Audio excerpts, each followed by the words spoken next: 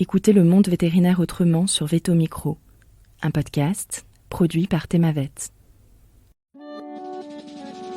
Bonjour, je suis Marine Slove, vétérinaire touche-à-tout, journaliste et fondatrice de Thémavet. Moi, je suis Sophie Hulford, vétote multicasquette, et je me suis fixée comme objectif l'amélioration du quotidien des vétérinaires. Bienvenue sur la saison 2 du podcast qui donne la parole aux vétérinaires. Vous entendrez ici des consoeurs et des confrères, praticiens ou non, raconter leur parcours professionnel, avec leurs réussites, leurs joies, leurs difficultés et leurs échecs aussi parfois. En se confiant sur une tranche de leur existence et en interrogeant leur quotidien professionnel, ils nous démontrent qu'il y a 1000 façons d'être vétérinaire. Nous avons voulu ici nous raconter tels que nous sommes vraiment. Parler de notre rapport au métier bien sûr, mais aussi et avant tout de notre rapport à la vie, à l'animal, à la planète. Ici, pas de tabou, pas de langue de bois et surtout pas de culpabilité. Vous êtes ici chez nous. Mais surtout, vous êtes ici chez vous. Belle écoute! Bonjour à toutes et à tous. Aujourd'hui, j'ai la joie d'accueillir Lorraine Puzin, sortie de Lyon en 2012 et entrée dans le corps des ISPV, inspecteurs de santé publique vétérinaire, dès la fin de l'école. Bonjour Lorraine, bienvenue. Bonjour Marine. Les auditeurs nous demandaient depuis quelques temps un parcours ISPV et tu as répondu à notre appel à témoins. Alors c'est assez amusant parce que vous avez été 5 à répondre. Donc j'intercale une question dans cette présentation, une fois n'est pas coutume. On a rarement autant de réponses à nos appels à témoins et d'habitude les mails qu'on reçoit c'est plutôt le parcours de un tel serait intéressant. Or là vous parliez pour vous-même et vous aviez envie de transmettre l'amour de vos métiers. Pourquoi tu penses qu'on a eu autant de réponses ? Est-ce qu'il y a un besoin d'être moins invisibilisé ou de transmettre ou d'expliquer ? Oui, je pense effectivement qu'il y a un besoin de faire connaître cette facette du métier de vétérinaire, et tant pour soi, peut-être pour se légitimer, que aussi pour les autres, parce qu'on a quand même un petit déficit d'attractivité. D'accord. Alors, je t'ai rappelé parce qu'on a un ami commun et on a dîné ensemble à Caen il y a des années dans ma vie d'avant, ma vie de praticienne équine. Et on avait passé une très bonne soirée, donc ça me faisait hyper plaisir de te revoir. J'ai gardé les coordonnées des autres confrères et consoeurs parce que ça peut être l'occasion de mettre en avant différents parcours en santé publique. Alors, je reprends ma présentation. Ton premier poste était en DDPP dans le Calvados, d'où notre dîner, dans l'encadrement des contrôles dans le domaine de la sécurité sanitaire des aliments. Puis, tu as exploré un nouvel aspect du métier à Paris avec un poste à la DGPE. Alors, tu expliciteras ces acronymes, je pense, par la suite. Dans la conception de politique publique dans le domaine de l'élevage.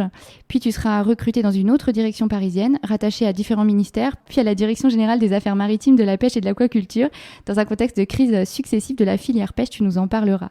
Depuis un peu moins d'un an, tu as rejoint la DGAL pour y retrouver la santé publique vétérinaire sous le prisme de la réponse aux urgences sanitaires liées à l'alimentation.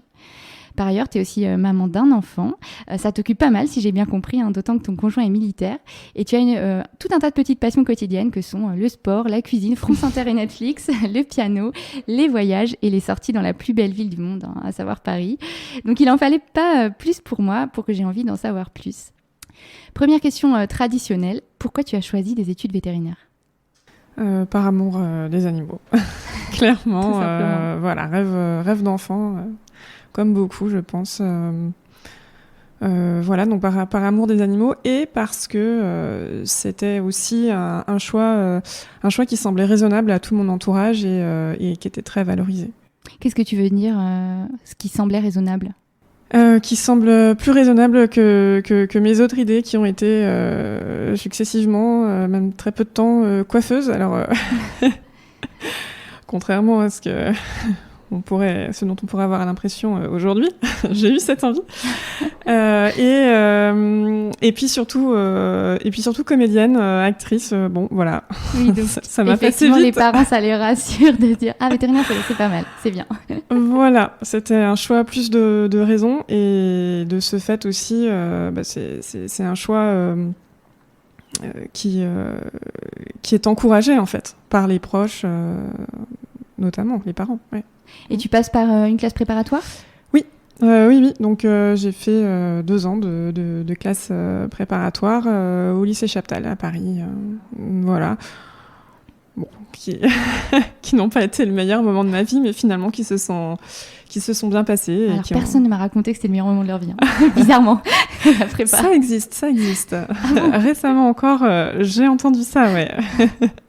Et tu choisis l'école de Lyon pour quelle raison ? Eh bien pour partir de Paris, pour voir un peu autre chose, puisque donc avant ma classe préparatoire, moi j'étais déjà d'origine parisienne ou presque, sévrienne, donc petite couronne de Paris. Voilà. D'accord. Donc pour voir autre chose. Qu'est-ce que tu gardes de ces études à Lyon ? Alors plein de bonnes choses, hein, d'abord. Donc des études très très formatrices, ça c'est certain, même si c'est pas tout à fait ce que je fais aujourd'hui. J'aurais pu prendre un autre chemin, c'est certain. Mais des études très formatrices et qui m'ont ouvert les yeux, qui m'ont ouvert l'esprit sur un ou plutôt des milieux que je ne connaissais pas, voilà, que je côtoyais pas. Et donc ça aussi, l'éloignement géographique du cocon familial y a contribué, évidemment. D'accord. J'ai vu sur ton profil LinkedIn que tu avais fait une année en Allemagne, à l'Université de Berlin, plutôt au début, je crois, deuxième année ou quelque chose comme ça. Pourquoi ce choix ? Très honnêtement, c'était le choix de la fuite. D'accord. Dans un premier temps. Puisque donc, j'ai dit que j'en gardais un souvenir plutôt très positif de l'école, bien sûr. Surtout a posteriori, un grand groupe d'amis vétérinaires très soudés, pas de souci. En revanche, à l'arrivée en école vétérinaire, c'était la désillusion. C'était vraiment, dès la première année, c'était pas du tout ce que j'avais imaginé. À quel niveau, tu peux expliquer ? Beaucoup de niveaux. Trop théorique peut-être, pas assez pratique ? Alors ça, pas vraiment. C'était pas la première de mes préoccupations, surtout en première année. Je m'attendais pas franchement à faire des opérations oui, bien sûr. des chirurgies cardiaques. Non, d'abord en fait finalement je pense que la semaine d'intégration, qui donc c'est la semaine d'accueil quoi, qui est supposée faciliter l'intégration et faire corps en fait dans un collectif de jeunes étudiants vétérinaires. Pour moi, elle a, et comme pour de nombreux autres avec qui j'ai pu échanger sur ce thème, elle m'a permis d'ouvrir les yeux très vite, un peu trop vite, sur mon absence d'appartenance justement à ce collectif, au départ. Et donc elle a été plutôt facteur de désintégration à une identité vétérinaire que j'avais fantasmée, l'identité de vétérinaire clinicienne, qui est majoritairement, on va dire, exprimée à l'occasion de ces moments, de ces festivités, voilà. Donc pas tout évidemment, bien sûr, mais ce moment symbolique ainsi que d'autres rencontres au fur et à mesure de la scolarité vétérinaire, finalement, m'ont donné une image générale de ce que pouvait être la profession vétérinaire en clinique, qui ne collait pas, en fin de compte, avec ce que je souhaitais vivre moi. D'un point de vue professionnel et personnel dans ma vie. C'est hyper intéressant, t'es pas la seule à me l'avoir dit à ce micro. C'est intéressant dans le sens où, par exemple, moi j'ai très bien vécu mon intégration, donc de se rendre compte qu'en fait c'est pas parce qu'on a bien vécu les choses soi-même que les autres l'ont bien vécu également, et du coup d'entamer une vraie réflexion sur ce sujet-là, ça me semble important dans la profession. Et personne n'avait exprimé non plus de cette manière aussi détaillée, qui je trouve est un angle super intéressant. Et du coup on parlait de Berlin juste avant, mais tu t'es dit c'est quoi, c'est ta deuxième année en fait, tu n'as fait que la première année. D'accord. Ouais. Non, j'ai fait en fait donc voilà, première année, très vite. Voilà, ça a vraiment opéré un choc un peu, cette première année au départ, psychologique. T'as l'impression d'être un peu en marge de ce corporatisme en fait. Voilà, où en fait je me rends compte ensuite que je suis assez corporatiste quand même. Mais voilà, l'appartenance à ce groupe social, à ce moment-là, d'étudiants vétérinaires de ce type, enfin en tout cas le groupe, on va dire, tel qu'il s'exprimait à ce moment-là, ne me convenait pas. Et par ailleurs aussi, j'ai vu d'autres choses très positives dans cette école, à ce moment-là, qui était la passion, la motivation que pouvait mettre une bonne partie de mes co-promotionnaires vétérinaires à essayer aussi d'en faire plus, aller voir des opérations, aller dans les cliniques de l'école avec des étudiants plus âgés pour voir et tout de suite, parce que c'était vraiment leur passion. Et en fait, donc ça, je trouve ça au contraire ultra vertueux, ultra positif. Néanmoins, moi, ça me fait aussi un effet de choc également, puisque je me rends compte que ça ne m'intéresse pas. D'accord. Ah oui. Ça ne m'intéresse pas. Et donc tu prends 2 clair. murs en très peu de temps, en fait. Et alors 3, puisque en bonne parisienne, je n'avais pas non plus le permis. Okay. Et j'arrive donc sur le campus de Marcy-l'Étoile. Oui. Il faut une voiture. J'avais vu que c'était à 20 minutes de Lyon, donc ça me paraissait très proche. Mais non, en fait, avec des bus qui s'arrêtent à 20h le soir, c'était compliqué. Donc je me suis vite faite amie avec les copines d'Ardèche qui, elles, arrivaient avec leur 4x4, normal, quoi. Voilà. D'accord, je Ne vois. serait-ce que pour faire les courses. Oui, bah oui. Donc voilà, donc 3 murs. Et effectivement, du coup, tout de suite, presque l'envie de... presque tout abandonner. Hein. Ça m'a traversé la tête. D'accord. Mais quand même, non. Moi, après avoir donné tout ce que j'ai pu donner en classe préparatoire, donc je me suis dit non, je vais réfléchir à ce que je peux faire d'autre que la clinique vétérinaire, puisque c'est sûr, je n'en ferai pas. Je n'ai pas envie d'avoir ma boutique. Je ne sais pas où, en France ou ailleurs, quand bien même, et ne plus en bouger. Je sais que c'est assez réducteur, mais voilà, c'était ma crainte d'un coup. Et approfondir les sujets cliniques ne m'intéresse pas. Donc voilà, donc là, je me suis dit, ok, je vais chercher à voir ce que je peux faire d'autre avec ce diplôme. Déjà, en allant un peu dans une autre école, à l'étranger, et en plus... Comme je n'ai pas le permis, je vais aller dans une grande ville. Berlin, parfait. J'en profiterai pour apprendre le permis. Et tu parlais un peu allemand ? Oui, je parlais allemand. D'accord. Ouais. Mais du coup, j'avais fait une classe internationale, mais j'avais jamais été à Berlin, enfin, jamais vraiment, et jamais vraiment vécu en Allemagne. Donc voilà. C'est une expérience qui a été enrichissante ? Oui, mais déjà j'ai eu le permis. Non, expérience super.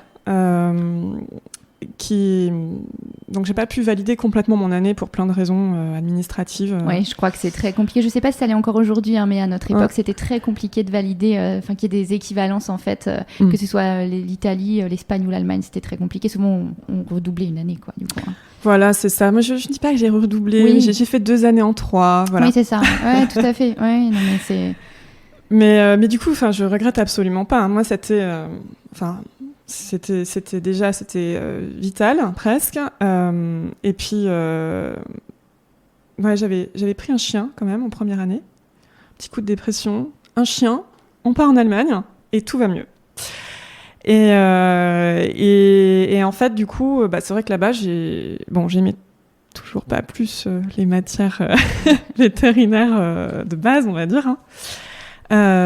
Donc j'allais pas plus en cours, pour être honnête. Ça aussi, je l'ai beaucoup entendu à ce micro. mais en revanche, voilà, j'ai énormément profité de la ville.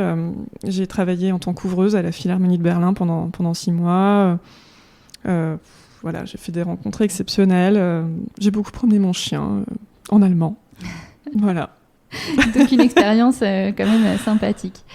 Ouais. Du coup, tu finis tes études et comment te vient l'idée de t'orienter vers cette voie ISPV ? Et je rajouterais comme question, comment ça se passe quand on veut faire ça d'un point de vue concours, diplôme, etc. Ouais. Donc c'est pour ça que je suis ici, hein, dans l'esprit de recruter, n'est-ce pas ? Donc, alors, j'ouvre beaucoup de boîtes, je suis désolée. Mais donc, tout ce cheminement, il s'est passé pendant les études. Donc, je vais rester pendant les études. Donc, je reviens de Berlin et là, du coup, je fais 2 années en 3. Donc, c'est-à-dire que j'ai un peu de temps, en fait, l'année d'après. Donc là, oui, parce que tu as déjà validé une partie de tes matières. Ouais, une d'accord. grosse partie, quand même. Hein. Et donc là, j'ai fait... je me posais la question de l'industrie pharmaceutique à ce moment-là. D'accord. Et donc, du coup, je me présente en candidature spontanée chez Pfizer, Santé Animale, qui existait à l'époque, voilà, maintenant Zoetis. Et donc, je suis prise pour un stage de 6 mois, donc au siège France, à Paris.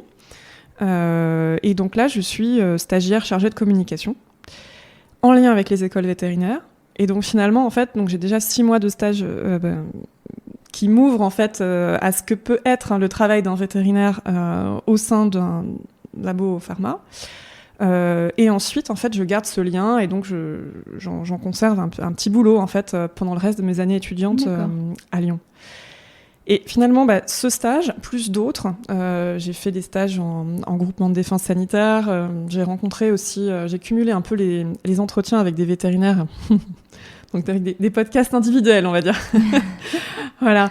Donc un vétérinaire qui travaillait pour la communauté d'agglo de Lyon, dans le sanitaire du coup, mais pas pour l'État. Donc c'était aussi en soi un peu différent. J'ai aussi fait un stage à la FAO, donc la Food and Agriculture Organization des Nations Unies, donc voilà, l'ONU pour l'alimentation. Tu t'ouvres en fait avec donc, tout ça. Donc c'est ça. En fait, je m'ouvre et je cherche, mais ce que je vais bien pouvoir faire. Et puis c'est finalement en fait en 3e, 4e année que ça devient clair au moment de passer le concours, du coup, les concours pour la fonction publique, que je me décide à passer le concours d'inspectrice de santé publique vétérinaire et également celui d'ingénieur des ponts, des eaux et forêts. D'accord. Donc ça se passe en fin de 4e année.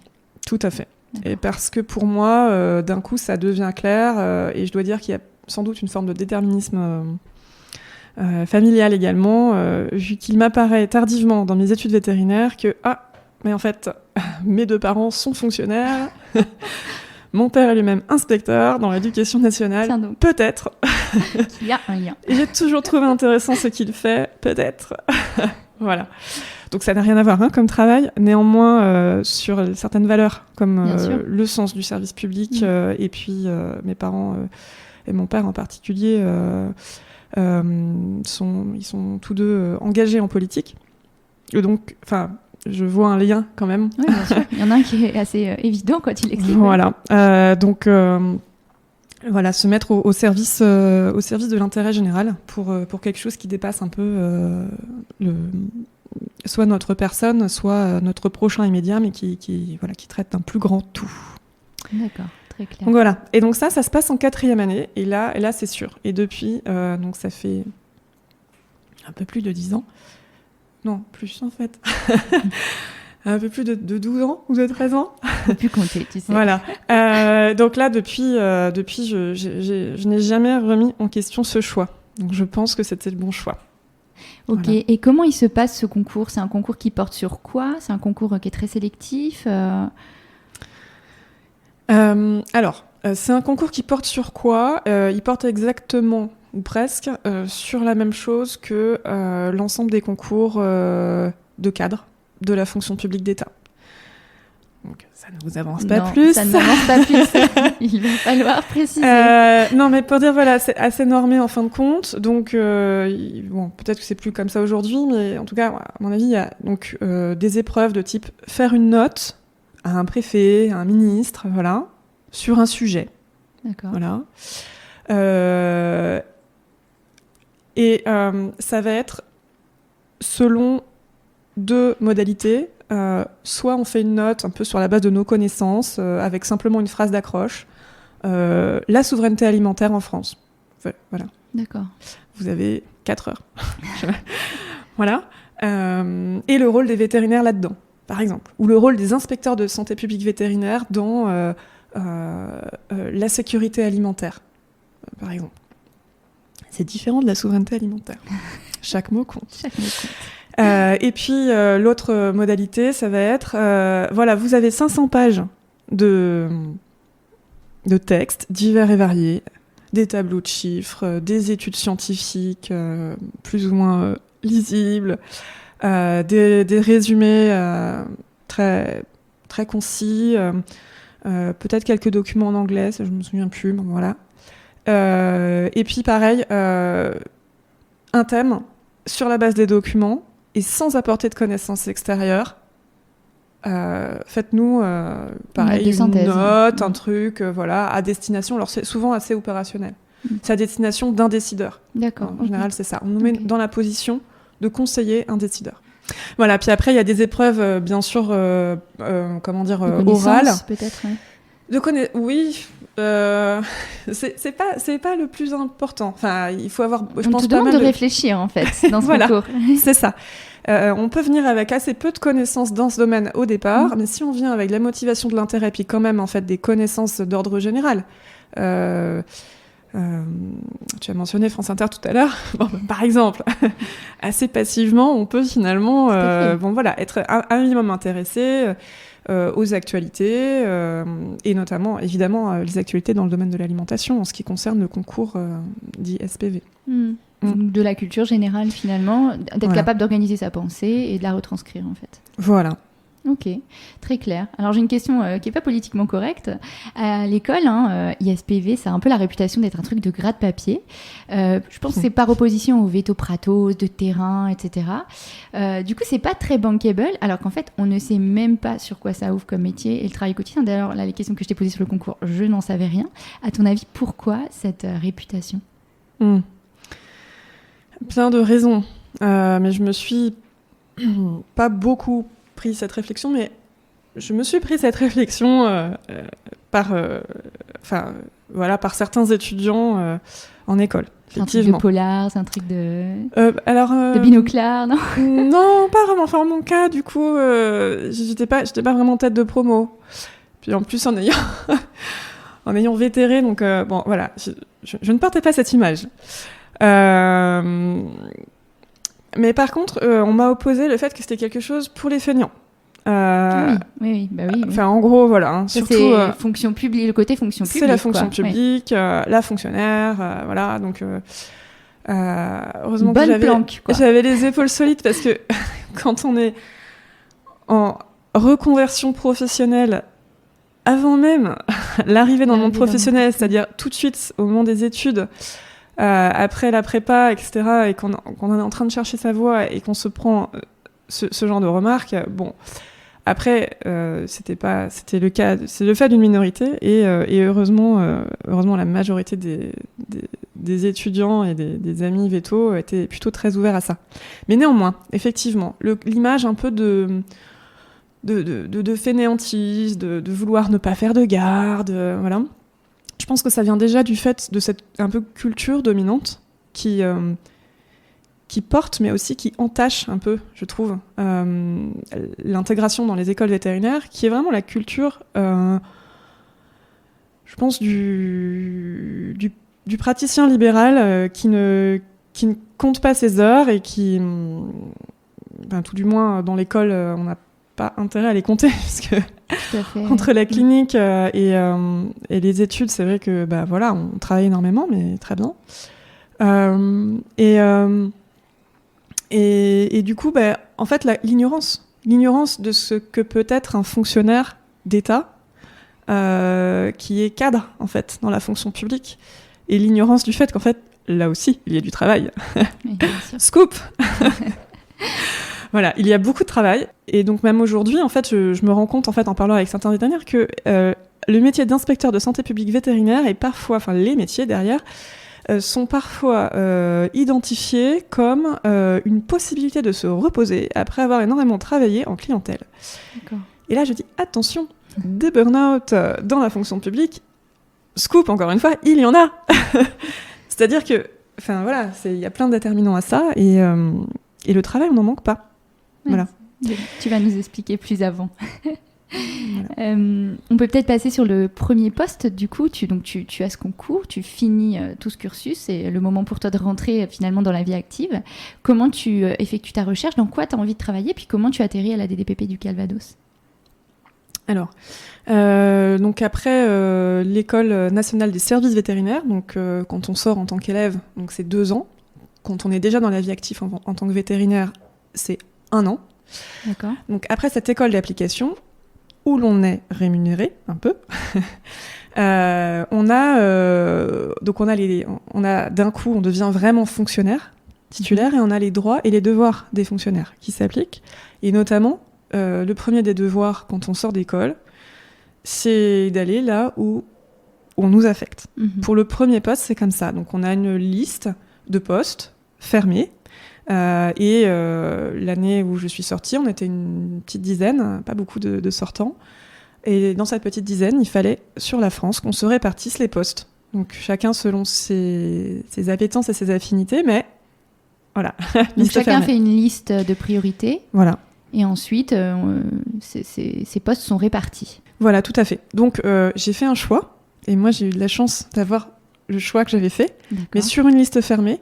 Et donc, tout le monde ne peut pas avoir son premier choix, ni même ses choix de cœur. Ça, il faut le savoir. Il faut vraiment voir ça comme un investissement. Oui. Voilà. Qui vaut la peine pour la suite.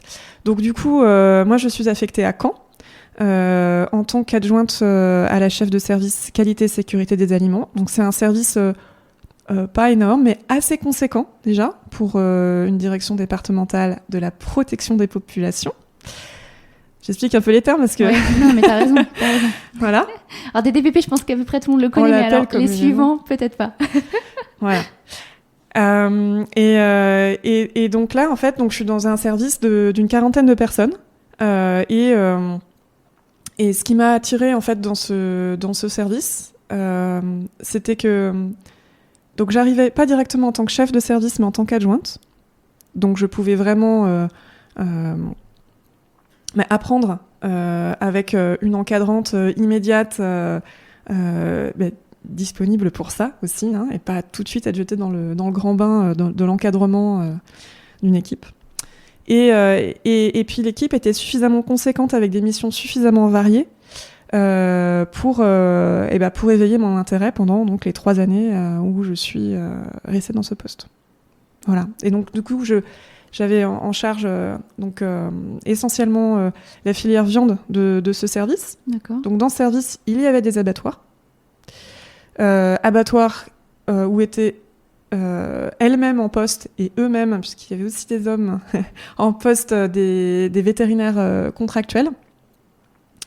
Qui eux-mêmes assuraient de l'encadrement qu'on dit de proximité du coup des techniciens en abattoir. D'accord. Et donc ça c'était vraiment extrêmement formateur, vraiment, puisque donc au-delà de l'encadrement, j'ai aussi pu, je dis a posteriori, j'ai eu la chance d'assurer les suppléances d'une vétérinaire en abattoir. D'accord. Du plus gros abattoir du département de bovins lors de ses congés. Et donc, pendant ces congés, il n'y avait pas le choix. Il fallait tous les matins, pas toute la journée, mais au moins tous les matins, que je sois dans l'abattoir et que j'inspecte les carcasses et que je réponde aux interrogations des techniciens et évidemment de l'abatteur aussi, du professionnel en face, pour qui les enjeux économiques sont toujours gros. Voilà. D'accord. Finalement, cette première expérience, elle te conforte dans le choix que tu as fait. Oui, tout à fait. T'es contente, ouais. En fait. Et qu'est-ce que tu découvres sur toi et qu'est-ce qui t'anime finalement dans ces missions-là ?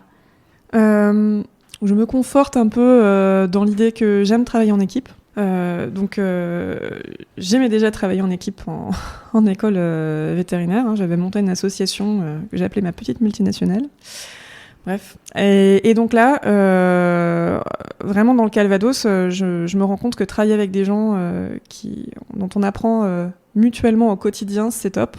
Et puis j'aime aussi l'aspect organisation, encadrement, recrutement, identification des problèmes potentiel, avenir,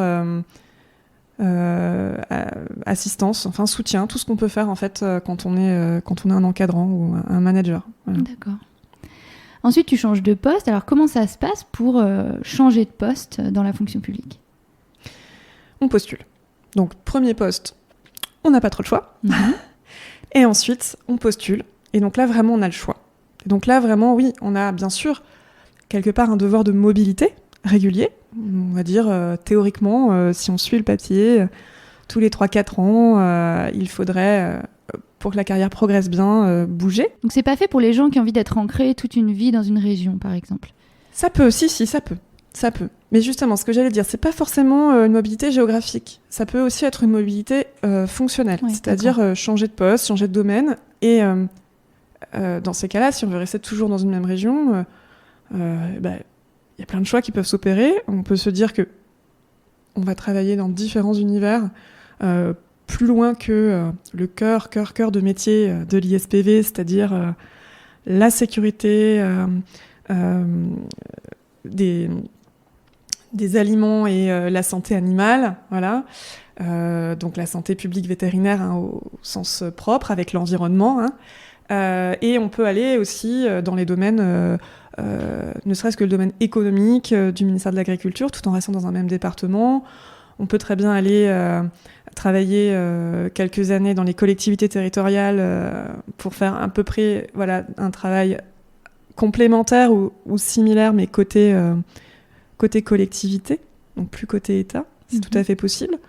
On peut très bien prendre une disponibilité aussi pour travailler quelques années dans le privé, pourquoi pas. Donc, et revenir ensuite, oui, que des avantages. Donc voilà, donc en fait on peut... Bon, après moi je ne le voulais pas, clairement. Donc moi j'ai aussi fait... j'ai choisi cette carrière pour pouvoir avoir cette liberté de choisir des métiers variés tout au long de ma carrière, y compris avec la possibilité de mobilité géographique. D'accord. Bon, et puis surtout, après Caen, 3 ans, c'est super sympa Caen, mais je n'y avais pas d'accroche familiale, amicale un peu, mais voilà. Ah oui, t'avais envie d'aller voir de ailleurs. bouger. Donc j'ai failli aller à Amiens. Pour une raison ou pour une autre, la mobilité ne s'est pas faite. 6 mois après, j'avais changé d'avis. Et j'arrive donc à Paris en direction de l'administration centrale. D'accord. Donc là, c'est un autre type de métier. Quel type de métier? Ouais. Donc là, je change. Je suis plus dans le contrôle et je suis plus non plus dans le côté santé, sanitaire. Là, je passe du coup dans l'élaboration de politiques, on va dire, d'accompagnement à une filière du monde agricole toujours. D'accord. Donc concrètement, qu'est-ce que je faisais à la DGPE? Donc acronyme barbare, c'était la Direction Générale de la Performance économique et environnementale des entreprises, située au ministère de l'Agriculture et de la Souveraineté alimentaire. Les noms de ministères varient toujours. Ne pas prendre pour acquis ce que je viens de dire. Enfin, le ministère de l'Agriculture. Cette direction-là, elle a pour objectif de mettre en place et d'accompagner la mise en œuvre de politiques publiques dans le domaine de l'agriculture. Jusque-là, tout va bien. Et elle fait surtout de l'accompagnement économique. Elle aide aussi, par cet accompagnement économique, l'agriculture à se transformer pour être plus durable, être plus vertueuse d'un point de vue environnemental, etc., etc., etc., être adaptée au changement climatique. Et donc, en fait, cette direction qui fait des soutiens financiers, ça veut dire ça, qui fait aussi des soutiens ou des orientations en termes de texte, en termes de loi, pour dire, voilà, ça c'est possible, ça n'est pas possible. Cette direction, en fait, elle comporte de nombreux bureaux, avec chacun sa spécialité, et dans ces bureaux, pour ma part, j'étais en charge de la filière génétique animale. D'accord. Ça veut dire, en fait, toute la reproduction, la zootechnie, en fin de compte. Et en fait, là, il y a une filière peu connue du grand public, connue des vétérinaires. C'est une filière business to business, c'est-à-dire, on a des acteurs qui vont vendre du patrimoine génétique, du sperme et des ovules, concrètement, surtout du sperme d'ailleurs, qui vont vendre ça et des animaux reproducteurs à des éleveurs. Et tout ça, c'est encadré. Et il y a énormément de recherches là, voilà. Et donc, on a des éleveurs eux-mêmes qui vont être donc, des sélectionneurs et qui vont revendre. Voilà. Donc, et ça, on l'a pour toutes les filières animales. On l'a aussi pour le végétal, c'est une autre histoire. Et donc, cette filière, quand moi je suis arrivée, elle devait être profondément rénovée parce qu'un texte européen parachevait la libéralisation du secteur. Donc, ce qui a été connu aussi pour les vétérinaires, avec la directive service il y a quelques années. Donc ça s'est passé pour le monde de la génétique animale, donc de la reproduction, des animaux reproducteurs, en 2016.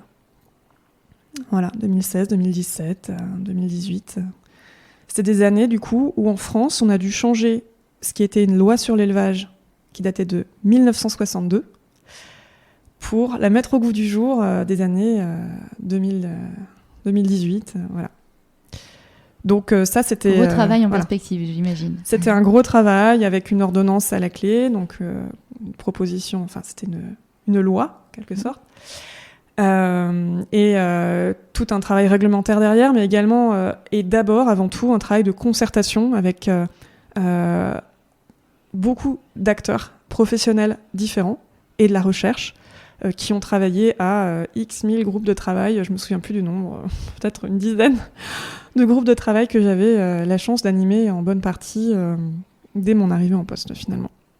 D'accord. Pour savoir où collectivement peut-on et veut-on aller.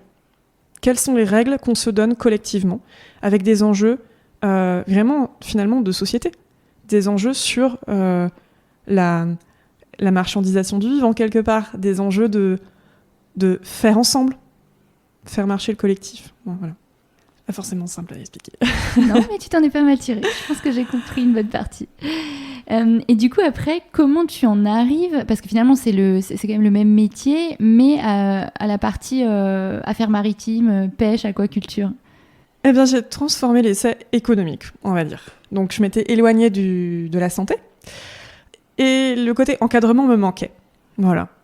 Puis j'aime bien un petit peu être aux commandes. Donc le côté encadrement, finalement, qui t'avait beaucoup plu à la DDPP, quoi. Ouais, c'est ça. Et là, en fait, du coup, j'ai postulé. Une amie qui était en poste là-bas, vétérinaire également, m'a dit ce poste-là se libère. Donc c'est le poste de chef du bureau de l'économie des pêches. Pas le fruit, le poisson, voilà. Les pêches maritimes. Et il se libère. Il y a de gros enjeux avec le Brexit qui arrive. Il y a de gros enjeux pour nos pêcheurs français. Ça me fait penser à la série Parlement. Je ne sais pas si tu l'as vu, avec le phishing et le... Très bonne série. Hein. Je ne sais pas si ça se passe vraiment comme ça, Parlement. J'espère que non. Mais très bonne série, en tout cas. Je pense que oui. Oui. J'ai eu une fille de ma promo veto qui y travaille et je lui ai posé cette question aux dernières alumni et elle m'a regardé dans les yeux et m'a répondu « Oui, ça se passe bien comme ça. » C'est terrible. Ouais, non, mais le Parlement européen, c'est... Voilà. Mais après, je pense que ça doit être encore super intéressant. Hein. Mais alors, bon, nous, c'est moins folklorique quand même. Hein, bon, tu me rassures. Voilà. C'est plus cadré, on va dire, hein, même s'il y a forcément des petites anecdotes. Voilà, mais quand même. On y voit moins la fleur au fusil, on va dire, hein, pour... Donc oui, donc en fait, gros enjeu. Moi, la pêche, je ne connaissais pas. Ce à quoi on m'a répondu, mais au moment du recrutement. Mais si on ne recrutait que des gens qui connaissaient la pêche... il n'y aurait pas foule de candidatures. Voilà, on ne recruterait personne. Si, bon, voilà. Il y a quelques personnes, mais bon. Tout le monde ne peut pas être administrateur des affaires maritimes ou... Voilà. Ce sont d'autres corps de la fonction publique. Encore plus confidentiel que ceux des ISPV. Donc voilà. Donc non, là l'objectif, c'était, il y avait un objectif préparation au Brexit. Donc c'était vraiment préparation de la filière, quoi, hein, accompagnement économique, identification des difficultés que la filière, donc de l'amont à l'aval, du navire de pêche, en passant par le port de pêche, là à la marée. Jusqu'au le marailleur qui vend le poisson et qui le transforme un peu, jusqu'au transformateur dans une industrie qui peut être petite, qui peut être très grosse, et puis finalement jusqu'à la remise au consommateur, soit dans des petites boutiques, soit dans des grandes surfaces, enfin voilà. Et donc toute cette filière-là, et aux restaurateurs bien sûr, toute cette filière-là, elle se tient quelque part. Elle n'est pas uniquement que dans un écosystème français, Hein, il y a beaucoup d'importations et bien d'exportations également. On en est assez dépendant.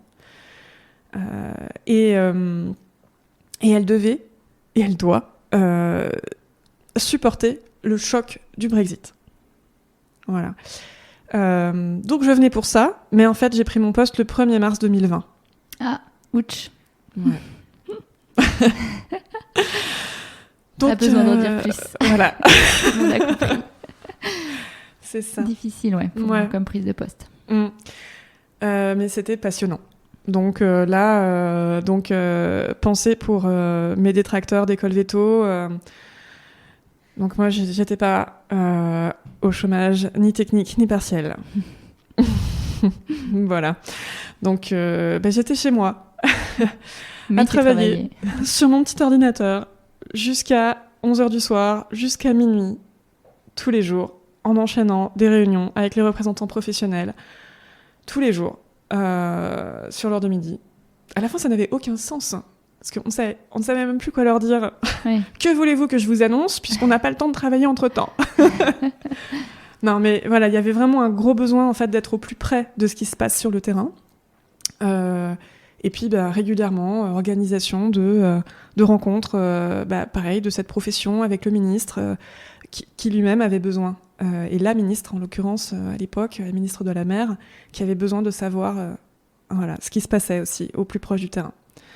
Donc, voilà, gros moment, finalement, gros moment économique, gros moment politique, gros moment, évidemment, de crainte pour chacun, pour sa santé, tant au niveau de notre public, du coup, je vais pas dire nos abonnés, ça fait très... Mais enfin, voilà, moi, de ma filière, entre guillemets, dont j'avais quelque part la charge, du point de vue de l'État. Et puis aussi l'équipe. Donc, pour le coup, j'étais venue pour développer et mettre en œuvre mes compétences de manager. Ouais. J'ai pu le faire. À distance, mais t'as pu. À distance, mais aussi physiquement. Je suis allée faire des livraisons d'ordinateurs portables à domicile. Cette période était dingue. Voilà, tout à fait.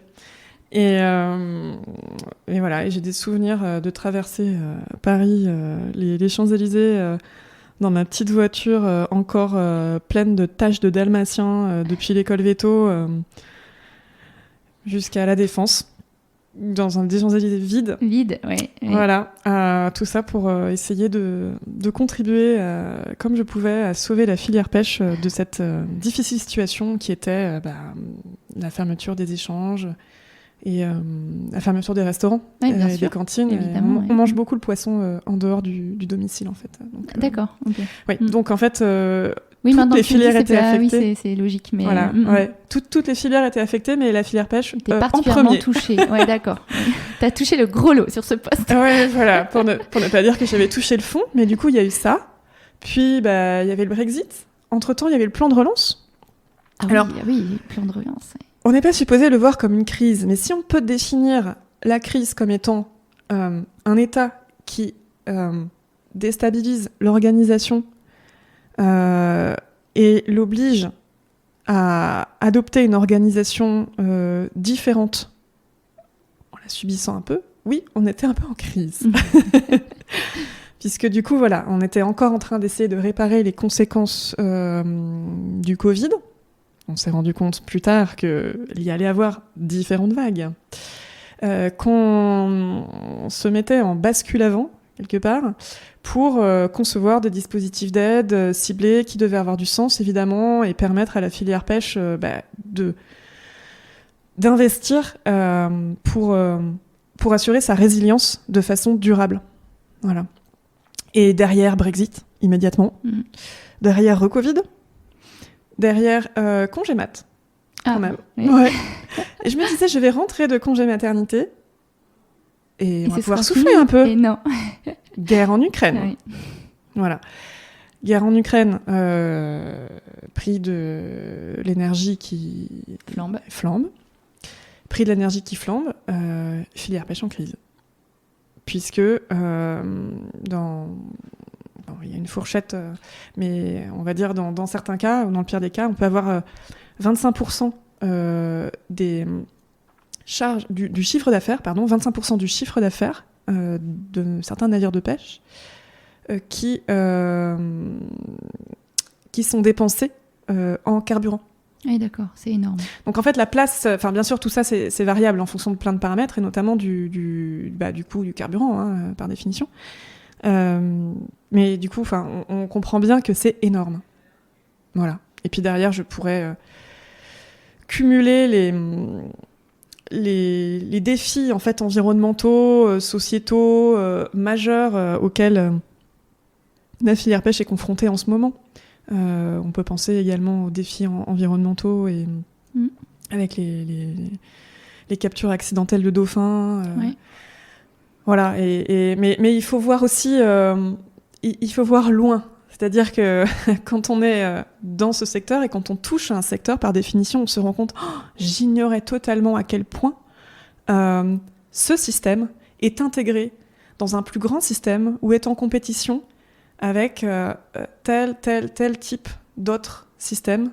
Et puis après, qu'on peut qualifier pire, meilleur, etc. Mais voilà, dans le monde de la pêche, on pense aussi travail forcé, esclavage, à bord de certains bateaux d'autres pays, loin, mais néanmoins, voilà. Et donc en face, on a quand même une filière pêche française qui me semble extrêmement résiliente. Je suppose qu'intellectuellement, tout ça, c'est très intéressant de faire ces ponts, ces parallèles, que ça t'a vraiment enrichi. Oui. Ah oui. Là, moi, ce poste, du coup, au bureau de l'économie des pêches, ça a été... Vraiment, voilà, là, je me sentais exactement à ma place. Ouais. Je me sentais exactement à ma place. Et pourtant, on pourrait dire, mais vétérinaire, mais quel est le cours de ton école vétérinaire qui t'aura servi pendant ton poste? Ah oui, mais il a formé ton cerveau, le cursus. Voilà. Et puis c'est une connaissance d'un milieu aussi. Ouais. Bon, c'est pas tout à fait le milieu agricole, le milieu de la pêche, mais bon, voilà. Enfin, ça a été un chemin progressif et voilà. Donc, Et qu'est-ce que ce contexte très difficile de crise t'a appris sur toi-même ? Alors, il a confirmé que j'avais quand même une bonne capacité de travail. Et puis que je m'énerve quand même difficilement. Voilà. Capacité à rester calme. Capacité à rester optimiste aussi. Optimiste, donc ça c'est pour les aspects positifs. Et pour les aspects un peu... je sais pas si c'est négatif, mais en tout cas, il m'a aussi appris à faire attention, justement, à me protéger. Parce que, comme dans tout travail... À te ménager. Voilà, comme dans tout travail passionnant et exigeant, on a toujours le risque de se brûler un peu les ailes, quoi. Bien sûr. Voilà. C'est déjà pas mal. Ouais. Je rebondis là sur l'histoire de rester calme. La fonction publique, elle a la réputation d'être administrativement assez lourde, d'être un gros bateau qui avance lentement avec pas mal de procédures. Alors c'est peut-être qu'on fait une opposition entre le public et le privé, mais est-ce que c'est une idée reçue ou est-ce que tu peux nous dire ce que tu en penses et est-ce que ça a déjà été un handicap dans ton travail au quotidien ? Est-ce que tu restes calme du coup ? Je ne sais pas s'il existe des statistiques ou des études vraiment sérieuses en fait à ce sujet, mais je serais vraiment très intéressée du résultat de ce genre d'études. Parce que ma vision, c'est que c'est complètement une idée reçue.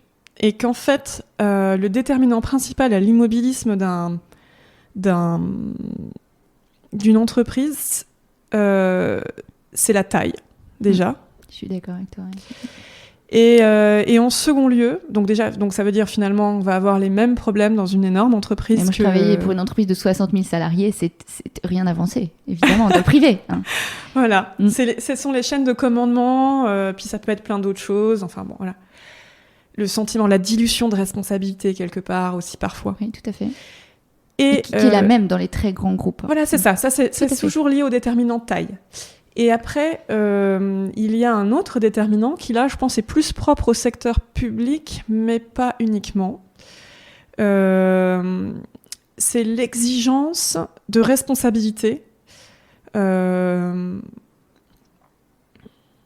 l'exigence de responsabilité, j'allais dire vis-à-vis de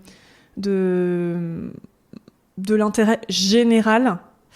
Alors, je vais m'expliquer. Ça veut dire, si je suis dans une entreprise ou un lobby, ou voilà, mon objectif, en fait, c'est de promouvoir un produit, une approche, une idée, peu m'importe que d'autres idées aussi recevables ou complémentaires ou se fassent détruire par la façon dont je présente mon produit, mon idée, etc.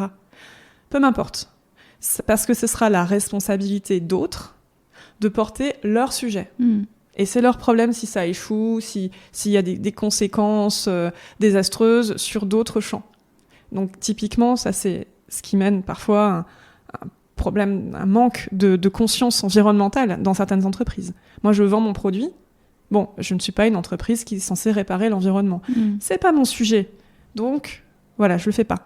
Et donc, finalement, je peux avancer plus vite, de façon plus visible, sur mon sujet, qui est de vendre tel produit. Alors que, en toute logique, et c'est ce qu'on constate heureusement au quotidien, quand on fait partie d'un gouvernement, au sens anglo-saxon, donc de l'appareil de l'État, l'exigence, elle est,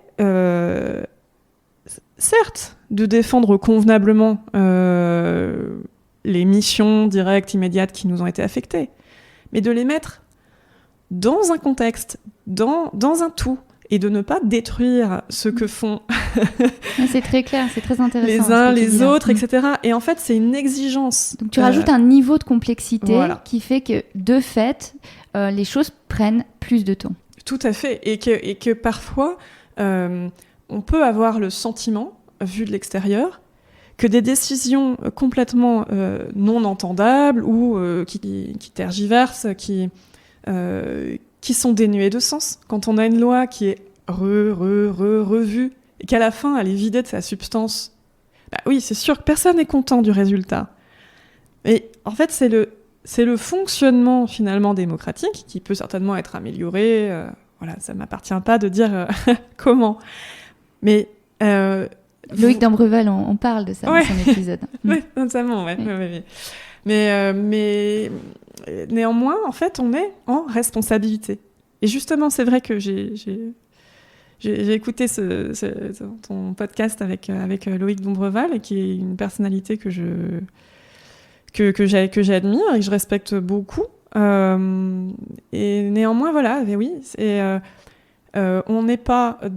on n'a pas le même type de responsabilité quand on est d'un côté et de l'autre de la barrière, si tant est qu'il y a une barrière, puisqu'il y a énormément, heureusement, de discussions entre différentes strates en fait, du fonctionnement de la société, quoi. Voilà, fonctionnement public. Ah, c'est hyper intéressant. Ouais. Alors, on poursuit sur le dernier poste qui est récent, puisqu'il date d'il y a 10 mois. Comment tu as atterri à la DGAL et quel est ce nouveau poste ? Alors, j'ai atterri à la DGAL. Tu peux peut-être expliciter cet acronyme. Oui, la Direction Générale de l'Alimentation. Bon, c'est peut-être la Direction Générale du ministère de l'Agriculture la plus connue des vétérinaires. C'est vrai. Parce qu'on l'appelle... Mais je suis pas sûre que tout le monde connaisse l'acronyme. On l'appelle la maison des vétos, parfois. Enfin bon, ça, c'est plutôt dans la fonction publique, je pense qu'on parle comme ça. C'est vrai qu'il y a pas mal de vétérinaires dans cette maison. Et donc, moi, ça m'a changé par rapport à mes postes précédents, du coup. Et c'est pas désagréable. Donc pourquoi je me suis mise à faire la revue des directions générales dans le domaine de l'alimentation, déjà par curiosité, ça c'est certain. Ensuite, par envie de revenir un peu à la santé, des enjeux santé, environnement, sécurité, vraiment, que j'avais le sentiment d'avoir exploré en premier poste, mais pas du point de vue central, pas suffisamment, voilà. Et puis, là où je travaille actuellement, donc c'est la mission des urgences sanitaires, et c'est une mission super opérationnelle, en lien constant en fait avec les services déconcentrés de l'État. Donc ça veut dire l'État dans les départements et dans les régions. Et donc ça, c'était quelque chose que j'avais pas encore fait, voilà, sous cet angle-là.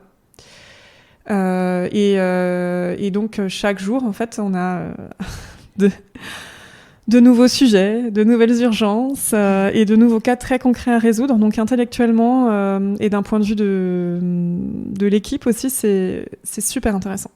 Voilà. Et bien sûr, on a aussi des gros projets de moyen long terme à mettre en œuvre. Et c'est aussi dans ce contexte-là que j'ai été attirée par ce poste. C'est que depuis le 1er janvier 2023, donc de cette année, une décision historique a été prise au niveau de l'État, c'est-à-dire que les compétences sur la sécurité sanitaire des aliments, qui jusqu'à présent étaient partagées entre 2 ministères, l'agriculture et Bercy, donc le ministère de l'économie, voilà, ont été rassemblés au ministère de l'Agriculture. D'accord. Et donc ça, c'est une évolution qui était plus ou moins attendue par certains, hein, peut-être pas du tout par d'autres, voilà, mais qui est,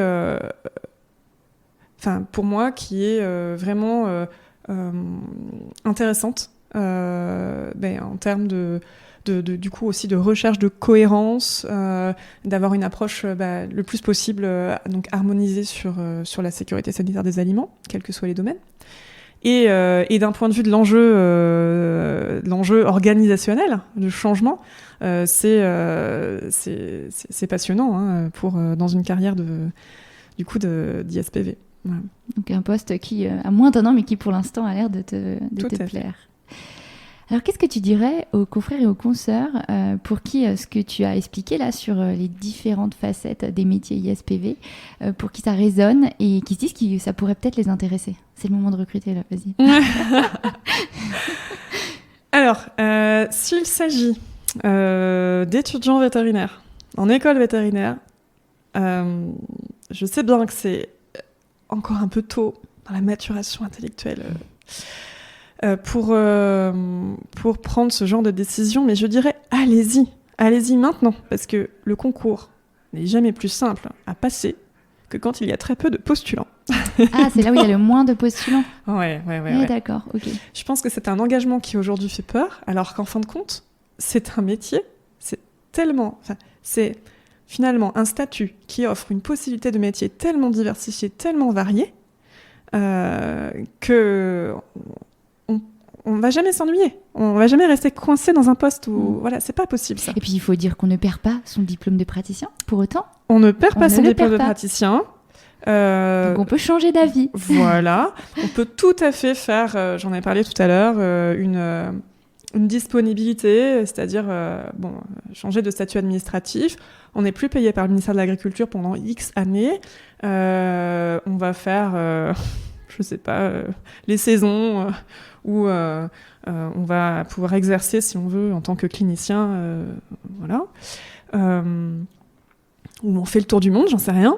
Et puis derrière, on rentre, on a une place quelque part. On nous trouvera un poste. On va se trouver un poste, on nous trouvera un poste. Alors, voilà, je trouve que c'est une opportunité qui aujourd'hui... C'est une forme de liberté, en fait. Hein. Ah, c'est une énorme liberté. Ouais. Donc déjà, je dirais, faites-le tout de suite. Pas ne réfléchissez pas quand même, mais faites-le. Faites-le en connaissance de cause, mais prenez la décision au bon moment. En plus... Eh bien, pour avoir une carrière diversifiée, il n'est jamais trop tôt pour commencer. C'est vrai. Voilà. Après, le temps va me manquer hein, pour explorer tout ce que j'ai envie d'explorer dans ce corps, je pense. Une carrière entière n'y suffira pas. Franchement, oui. Quand je vois ce que certaines personnes font, je me dis ah ouais, c'est génial. J'ai un collègue, il est IPEF, mais c'est tout pareil, donc ingénieur des ponts et eaux et forêts. Il est directeur d'un parc national, d'un parc naturel. Génial, quoi. Il y a plein de choses. C'est ouvert. Tout ce genre de possibilités sont ouvertes à des ISPV. Voilà. Et donc, alors, après, pour les malheureux qui n'auraient pas immédiatement fait ce choix. Et qui voudraient y revenir. Voilà, qui voudraient y revenir, alors qu'ils sont déjà en poste. Eh bien, et donc les concours sont ouverts, ils sont plus sélectifs, mais ils restent atteignables, voilà. Il y a moult façons de s'y préparer, hein, faut juste bien s'y préparer. Et une des meilleures façons de s'y préparer, et pour confirmer aussi son attrait, c'est de postuler sur des postes qui sont ouverts à des titulaires d'ailleurs, hein, le cas échéant. Les titulaires, ce sont des fonctionnaires. Et en tant que contractuel. C'est-à-dire, voilà, quelque part n'importe qui avec un diplôme de vétérinaire. C'est comme ça que tu avais rencontré notre ami commun et qu'on s'est rencontrés il y a une douzaine d'années. Ouais. Un excellent recrutement. Damien Philippot, si tu entends. Voilà. Tout à fait. Donc Damien, pour prendre son exemple, hein, il a été recruté à la DDPP, donc du Calvados, dans le contexte des Jeux équestres mondiaux, pour organiser finalement l'action de l'État en termes de sécurité sanitaire, vraiment surtout la santé animale, hein, pour aussi fluidifier les imports-exports de chevaux qui se rassemblaient en masse pendant les Jeux équestres mondiaux. Donc c'est une expérience qui finalement, ce type d'expérience sur quelques mois permet aux vétérinaires de confirmer ou d'infirmer leur appétence pour ce type de milieu en fait. Tout à fait. Après, bon, évidemment, les postes qui vont être ouverts aux contractuels, tous les postes ne sont pas directement ouverts aux contractuels. Enfin, bien sûr, c'est voilà, évident. ou alors ils ne sont pas prioritaires sur tous les postes. Enfin, en tout cas, c'est une entrée en matière. Voilà, c'est une entrée en matière, et donc c'est vrai que les postes qu'on connaît le mieux actuellement, donc jusqu'à il n'y a pas si longtemps que ça, on avait un peu immédiatement l'image du vétérinaire en abattoir, vétérinaire contracteur en abattoir, donc il y a toujours beaucoup de postes qui sont offerts dans ce domaine-là. Et je le répète, pour moi ça a été très formateur, très instructif, voilà. Donc après, on se sent pas, mais on peut être surpris de finalement apprécier aussi travailler dans ce milieu pour être en charge aussi de la surveillance de tous les enjeux qu'il y a dans un abattoir, c'est super intéressant. Être en charge de la veille à ce que l'abattage se passe le mieux possible au moment de la mise à mort, moi je trouve ça génial. Enfin, génial. Oui, j'ai passé 3 nuits, je m'en souviens, en toute fin de poste, dans un abattoir au moment de l'Aïd. Pour surveiller que l'abattage se passait correctement. Et je veux dire, moi, mon utilité, elle était claire, immédiate. Mais donc, du coup, voilà. Donc, il y a ces postes-là. Et puis, il y a aussi pas mal de postes qui sont ouverts dans le contexte du Brexit. On revient avec les postes de contrôle frontalier.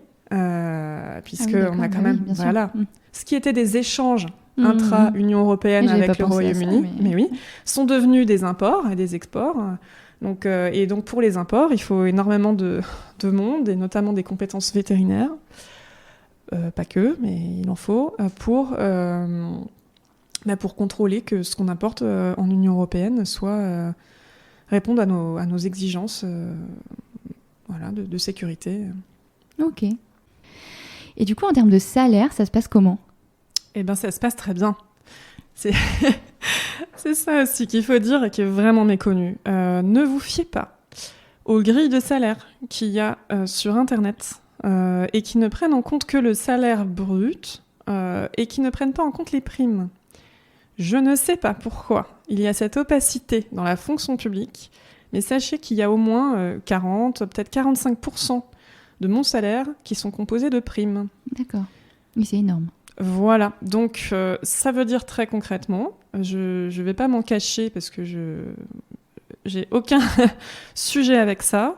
J'ai commencé à travailler depuis 10 ans et à la fin du mois, impôt déduit, je suis payée 4 700 € net. Donc c'est des beaux salaires. Donc ça va. Ne vous dites pas, je n'y vais pas parce que... Je vais être payé au lance-pierre. Voilà. Donc bien sûr, ça dépend du niveau de responsabilité qu'on prend, voilà. Mais globalement, on est bien payé et ça, dès la sortie de l'école, ça n'est pas ridicule par rapport à des salaires dans le privé. Moi, j'ai beaucoup comparé à des salaires de gens qui sortaient même d'écoles de commerce, etc., où finalement, c'est souvent moins intéressant que ce qu'on imagine. Et ben là, c'est plus intéressant que ce qu'on imagine. Voilà. Ok, j'en avais aucune idée, moi. Est-ce qu'on a oublié quelque chose ? Est-ce qu'il y a quelque chose que tu voudrais ajouter ? Ça me semble pas mal. La mission des urgences sanitaires recrute, hein. Régulièrement. Justement, comment on peut te contacter ? Comment nos confrères et nos consoeurs peuvent te contacter s'ils sont intéressés par ton parcours ? Alors, donc j'ai un LinkedIn. Donc ils peuvent toujours me contacter sur LinkedIn. Donc c'est Lorraine Puzin. Vet, je crois, .vet, enfin je sais plus ou ISPV. Enfin bon, Lorraine Puzin. Moi je t'avais trouvé facilement, ouais. Donc, ouais, en fait, il y en a que une, je crois. Donc c'est déjà LinkedIn, et puis sinon, tu mettras peut-être mon adresse mail. Ou... Alors tu peux le dire à haute voix, j'aime pas les mettre dans les commentaires parce qu'après les moteurs de recherche les trouvent, mais tu peux le dire à haute voix. D'accord. Eh bien c'est Lorraine, comme la région, hein, ou comme la quiche, je dis parfois. LO2RAINE. .puzin, PUZIN, @gmail.com. Merci Lorraine, c'était un très chouette moment. On a eu pas mal de problèmes techniques, mais on a finalement réussi à faire cet enregistrement. Je suis contente parce qu'à un moment j'ai vraiment cru qu'on allait devoir se reporter. En tout cas, c'est une des facettes du métier que je connaissais très mal. Et en fait, je me rends compte en t'écoutant que c'est assez méconnu et que ça donne envie d'en savoir beaucoup plus. Tu m'en avais déjà parlé avec beaucoup de passion dans les yeux en Normandie et je suis contente que tu aies pu transmettre tout ça à mon micro. À bientôt Lorraine. Au revoir. Bravo, vous avez écouté cet épisode de Veto Micro jusqu'au bout. Si le cœur vous en dit, partagez-le à vos amis et à vos collègues, abonnez-vous au podcast et mettez-nous une note de 5 étoiles avec un gentil commentaire. C'est ce qui nous permet de remonter dans les classements et de donner de la voix à la profession. Si vous souhaitez participer à Veto Micro, nous suggérer des invités ou tout simplement nous écrire, faites-le sur l'adresse podcast@themavet.fr. Prenez soin de vous et à la semaine prochaine pour écouter une nouvelle façon d'être vétérinaire.